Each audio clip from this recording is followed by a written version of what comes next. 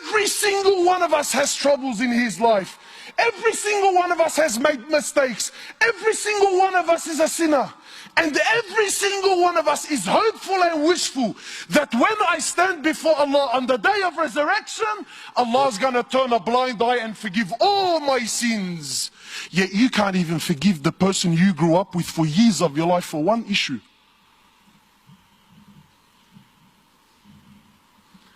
You can't even forgive. And people tell me, brother, but it's my heart, it's my right. Let me tell you bluntly, brother, there is no haq in this world. The only haq you will ever have is when you stand before Allah in front of the real judge in the real court. Then and only then will you ever really get your haq. This world will never, ever, ever do you justice.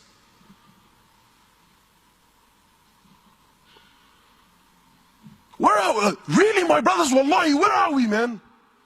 Forgive me, if I'm a bit too, but wallahi, my heart hurts me. When I see two people who before the drama, they're the most religious and God-fearing and Allahu Akbar and, well, oh brother, we're like this and eat Al-Quran and all, I forgive you and I love you for the sake of Allah. But as soon as you step on my toes, what was once a nice bead is a piece of Velcro, throws it right out the door. Come here, you little this and that, and let me, well, man, what happened, cuz? What happened? Yeah, but he disrespected me. Let it go, man. Let it go. Not for Allah's sake. Let it go, cuz. Let it go. No, we want to Allah. There's those that show mercy and compassion towards one another. The one in the heavens will show mercy and compassion towards them. You see, my brothers, you know what I love about the Sahaba? The Sahaba were real people. Many of us, we like to praise the Sahaba so much so, to the point where we start painting this picture like they never did anything wrong. Well, you're very wrong. Sahaba did a lot of things wrong, but that's what was beautiful about them. Because they made mistakes, then the way they dealt with their mistakes is what makes them so special and so unique. My time is short. One particular incident. After one of the battles, there was booty of war, gold, silver, swords, shields, stuff like this. So the Sahaba gathered, there's a lot of it, it's money. So they started sharing their opinions as to how they should distribute this wealth. And please don't listen to the story for the Shia entertainment of it. Live the story, brother. Try to imagine. I'm not sharing with you Walt Disney fairy tales. These are real stories of your fathers. Why? Not to entertain you, but to learn. Because you know what, my brothers, the truth is, when really push comes to shove, we don't follow the sunnah of Rasulullah sallallahu alayhi wasallam. Deep down, we're gangsters. That's what we are, man. And being a gangster doesn't necessarily mean you got tattoos and you used to sell drugs on the streets. Wallahi, I know Abu Ali's and Abu Ahmed's that are more gangsters than any youngster on the street today can ever be. Gangster with your character and your attitude. We don't follow Rasulullah. We follow people like Tony Montana in Scarface, yeah, and Tupac in Mabarif Shoo, and that's it, brother. That's the way it is, cuz. That's how it is on the streets, brother. What deen is this, man? So the Sahaba, each man gave his opinion. Then Abu Dhar gave his opinion on the matter. For those of you who don't know Abu Dhar is Arab. Yani he makes an Arab feel like he's a non-Arab. You can't be any more Arab than what Abu Dhar was.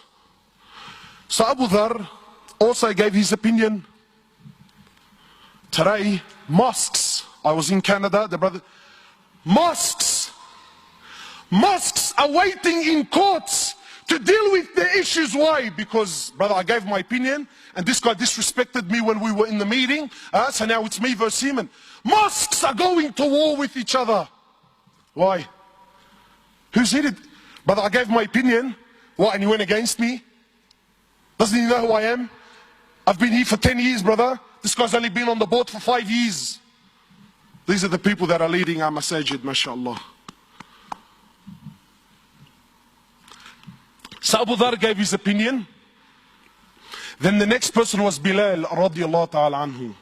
Bilal is the muaddin of Rasulullah sallallahu alayhi wasallam. Bilal not only used to be a slave, but an Abyssinian slave, meaning he was black. So as far as society is concerned, talk about being rock bottom. But you see, Islam came to break this. So when Bilal gave his opinion, he says, Abu Dhar, I disagree with you. Allahu Alam, I think this is what we should do with the wealth. So Abu Dhar, imagine being put on the spot in front of everyone.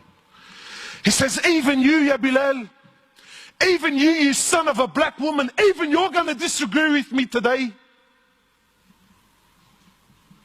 These are big words. So Bilal, rightfully so, got very upset. He picked himself up and went to the Prophet of Allah. Now I want to pause here for a minute, because I want to prove my point that we don't follow the Sunnah of Rasulullah sallallahu alaihi wasallam. We follow the Sunnah of who? Sheikh Tony Montana, mashallah, and Maulana Tupac. When we hear the story of the Sahaba, we exclude our life and our societies, well, because it's different times. My brothers, I want to ask you sincerely, and I want you to answer sincerely. This act that Bilal did by picking himself up and going to the Prophet of Allah to complain, what is this act called in this day and age that we live in today?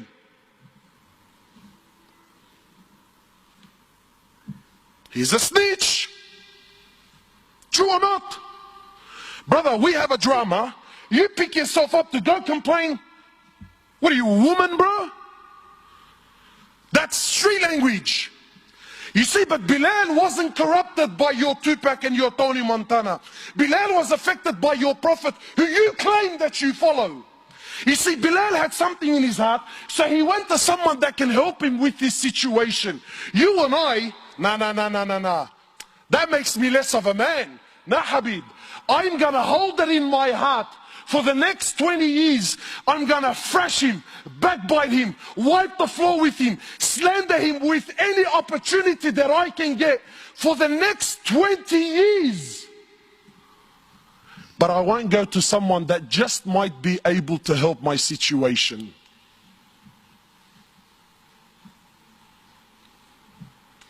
So Bilal goes, he tells the Prophet of Allah. The Prophet of Allah became furious. So the Prophet of Allah, he comes, he goes to where Abu Dhar was, and he grabs Abu Dhar Talk about bridging up. This right now was bridging up. And he grabs Abu Dhar and shakes him and says, Abu Dhar, you are a man that still has jahiliyyah in his heart.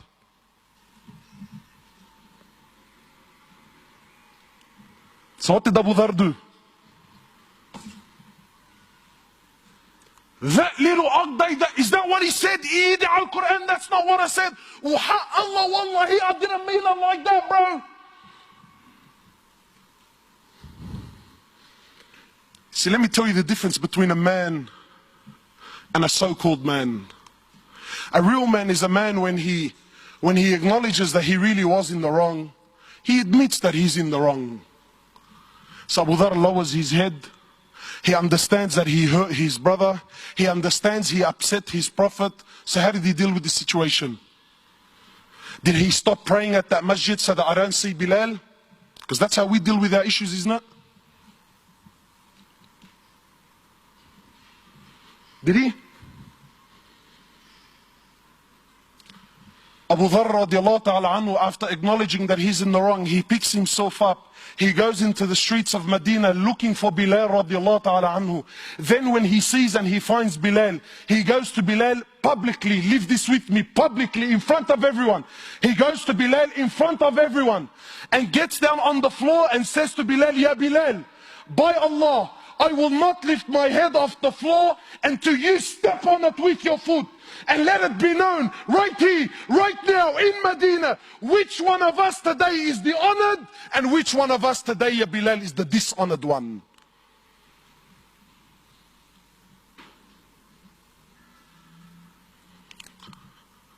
Come on, man. How come I haven't heard this story before, bro? So what did Bilal do? He's vulnerable. He's on the floor. He acknowledged, I told you, bro. I told you I was in the right. What did he do? Wallahi, an opportunity that most of us would love to have with those that hurt us. You see, real forgiveness is to forgive from your heart sincerely, whether you can do something about it or you can't.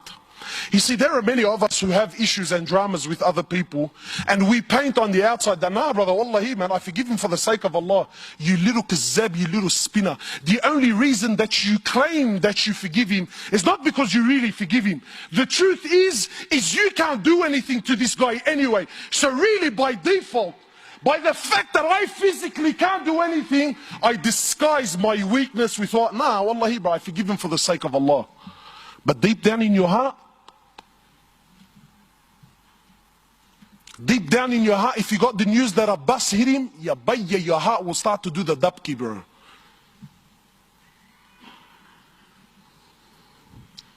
Some brothers tell me, you know, cuz, listen, wallahi, bro, wallah, you know, I forgive him. Wallahi, I forgive him. But I don't forget, cuz. Wow, mashallah, really? You forgive, but you don't forget? Well, I got news for you, bro. If you forgive but don't forget, you didn't forgive to begin with. You see, this topic is not as juicy as what you first thought, eh? Why? Because it's hard on the nafs. Because this is real deen. This is real deen. So what did Bilal do?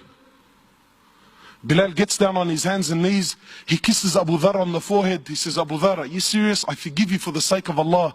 Done, finished, dusted, never to be spoken about again. Not drag it on for 10, 15 years. Not forget the fact that hours before this, they were both on the same battlefield fighting for the same Lord. See, we don't have this in our societies anymore, man. Why? Because today weakness is seen as what? Forgiveness is seen as what? But that's weakness, brother. La Habib.